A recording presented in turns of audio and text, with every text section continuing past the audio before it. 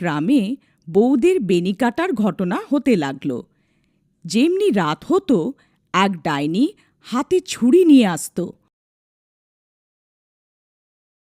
আর যে কোনো বউকেও ঘুমোতে দেখত সেই ডাইনি তার বেনি কেটে সেখান থেকে চলে যেত। কেউ এটা বুঝতে পারছিল না যে এটা কেন হচ্ছে। তারপর একদিন, ওগো, নিজের চুল লুকিয়ে রাখো, পুরো গ্রামে বেনি কাটার ঘটনা বাড়তেই চলেছে। যদি ওই ডাইনিয়ের চোখ তোমার লম্বা চুলে পড়ে যায়, তাহলে ও তোমার চুল কেটে নিয়ে চলে যাবে। ওগো, তুমি মোটেও কিছু চিন্তা করো না। কোনো ডাইনির এত সাহস কই যে ও আমার বেনিতে হাতও দিতে পারবে? আচ্ছা, তাহলে এই ব্যাপার। যেমন তোমার ইচ্ছে, আমাকে খবরদার করার ছিল তোমাকে। যদি বেনি কেটে যায়, আমার কাছে কেঁদে কেঁদে আসবে না। এতটা বলে ভীমা ওখান থেকে বেরিয়ে গেল। রাত হওয়ার পর সেই বেনিকাটা ডাইনি আবার গ্রামে আসে। সে নিজের শিকার এদিক সেদিক খুঁজে বেড়ায়। তখনই ও এক ঘরের জানলা দিয়ে একটা বউকে ঘুমোতে দেখতে পায়। ডাইনি সেই ঘরে ঢুকে যায় আর সেই বউয়ের বেনি কেটে নেয়। যখন বউটার বেনি কেটে গেল, তার ঘুমও ভেঙে গেল। হে ভগবান, এই ডাইনি বাড়িতে কি করে ঢুকলো? হায়, আমার বেনি কই গেল? আরে মরে গেলাম রে, এ তো আমার বেনি কেটে নিল। তখনই সেই ডাইনি তার বেনি নিয়ে ওখান থেকে উড়ে যায়।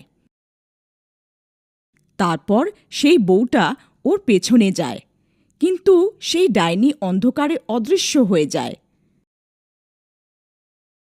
তখনই তার বড় তার পেছনে পেছনে ওখানে চলে আসে। কি হলো মিনা, তুমি হঠাৎ এত রাত্রে এখানে কেন চলে এলে? দেখো না, এই ডাইনি আমার বেনি কেটে নিল, আর অন্ধকারে কে জানি কোথায় পালিয়ে গেল। হে ভগবান, এ কি হয়ে গেল? তুমি ঠিক আছো তো? ও তোমার কোনো ক্ষতি করতে পারেনি তো? তারপর তারা দুজন দুঃখী মনে নিজের বাড়ি ফিরে যায়। পরের দিন সকালে মিনা বেনি কাটার কথা পুরো গ্রামে ছড়িয়ে যায়। সবাই সেই ডাইনির বিষয়ে কথা বলছিল।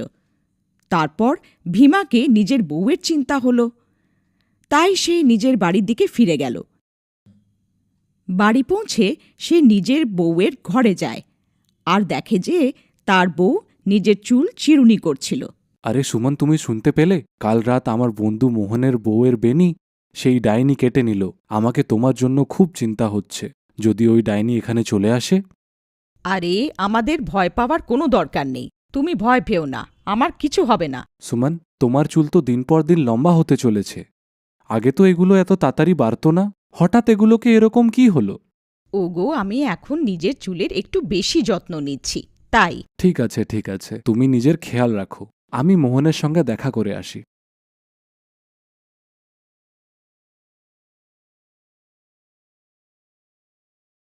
আরে ভাই মোহন, তুমি কেমন আছো? বৌদির বিষয়ে জানতে পেলাম, খুব খারাপ লাগলো শুনে। কি আর বলি ভীমা ভাই, যখন থেকে মীরার বেনি কেটেছে তার কেঁদে কেঁদে অবস্থা খারাপ। আর বলো, সুষমা বৌদি ঠিক আছে তো?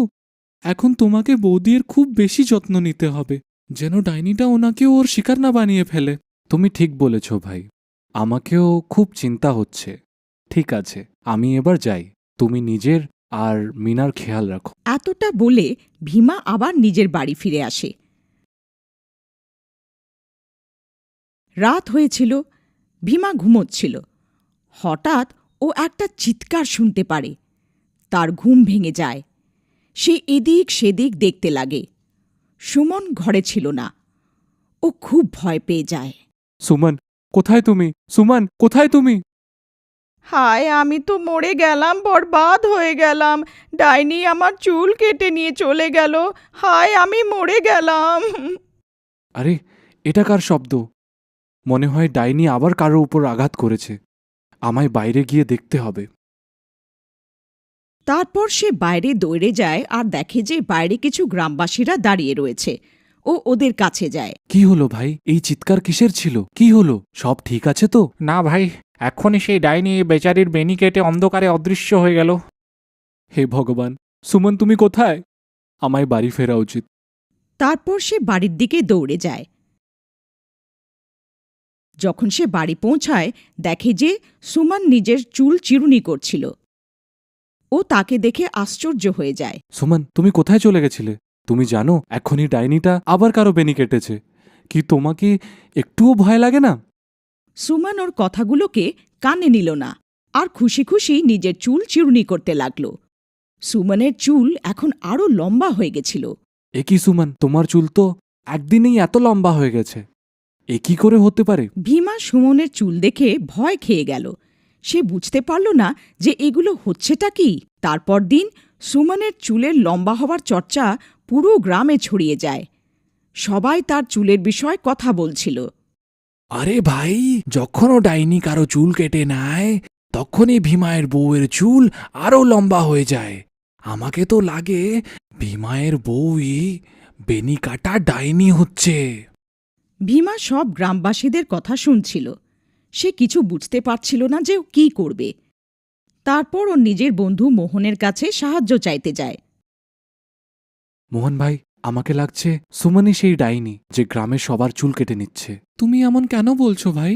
ভাই, যখনও কারো বেনি কাটা পড়ে সুমনের চুল আরও লম্বা হয়ে যায়। আর কাল যখন ডাইনির ঘটনাটা হলো, সুমন নিজের বিছানাতেও ছিল না। তারপর হঠাৎ কে জানি কোথা থেকে চলে আসলো। যদি এরম হয় তাহলে আমাদেরকে কিছু তো করতেই হবে। তুমি আজ রাত্রে ঘুমানোর নাটক করবে, তারপর যখনই বৌদি বাড়ির থেকে বেরোয় তুমি তার পিছনে যেও। তারপর সব স্পষ্টভাবে আমরা জানতে পারবো। মোহন ভাই, তুমি আমার সঙ্গে আমার বাড়ি চলো। তুমি ওখানেই লুকিয়ে পড়বে, তারপর ওকে আমরা ঠিক মুহূর্তে ধরে নেব। ঠিক আছে, চলো তাহলে।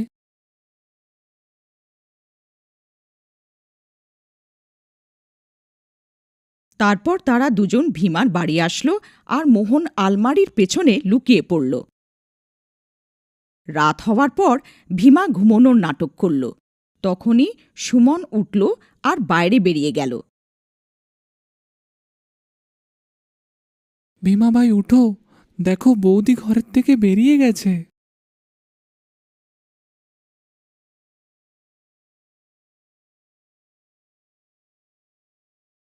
সুমন কিছু দূর যেতেই ডাইনিতে পাল্টে গেল আর নিজের শিকার খুঁজতে লাগল।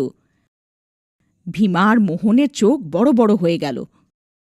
ভীমা ভাই, তোমার সন্দেহ ঠিক সাব্যস্ত হলো। তোমার বউ তো ডাইনি বেরোলো। মোহন ভাই, এবার কি করি? এই নিশ্চয়ই নিজের শিকারের খোঁজে বেরিয়েছে।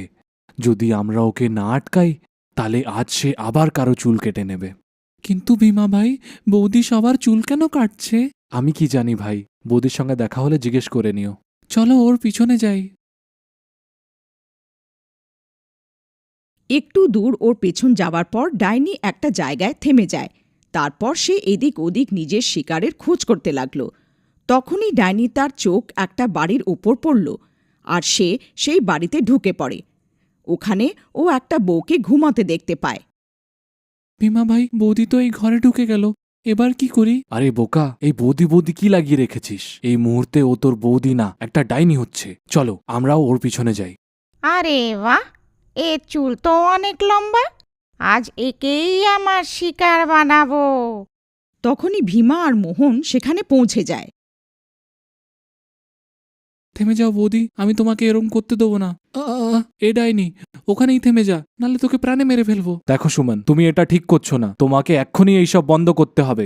এ মূর্খ মনুষ্য, আমি কোনো তোর সুমান না, আমি একটা ডাইনি। ব্যাস, আমাকে আর একটু চুলের দরকার আছে, তারপর আমি মহা শক্তিশালী হয়ে যাব। তারপর চারিদিকে আমারই রাজত্ব হবে। ভীমা ভাই, তুমি একে কথায় ভুলিয়ে রাখো। আমি পেছন থেকে গিয়ে ওর বেনিটা কেটে নেব। তারপর ভীমা ডাইনিকে নিজের কথায় ভুলিয়ে রাখে। তখনই মোহন চুপ করে ডাইনির পেছনে পৌঁছে যায় আর তার বেনি কেটে নেয়। আরে মরে গেলাম রে, এটা তুই কি করলি?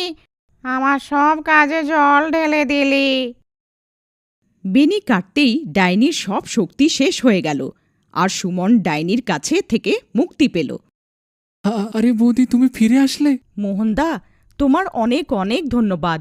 তোমার জন্যে আমি এই ডাইনি থেকে মুক্তি পেলাম। ভীমা ও নিজের বউকে ফিরে পেয়ে খুশি হয়ে গেল আর ওরা দুজন আবার একসাথে থাকতে লাগল। এরমভাবে গ্রামের লোকেরা বেনি কাটা ডাইনির থেকে মুক্তি পেয়ে গেল আর সব গ্রামবাসী হাসি খুশি থাকতে লাগল।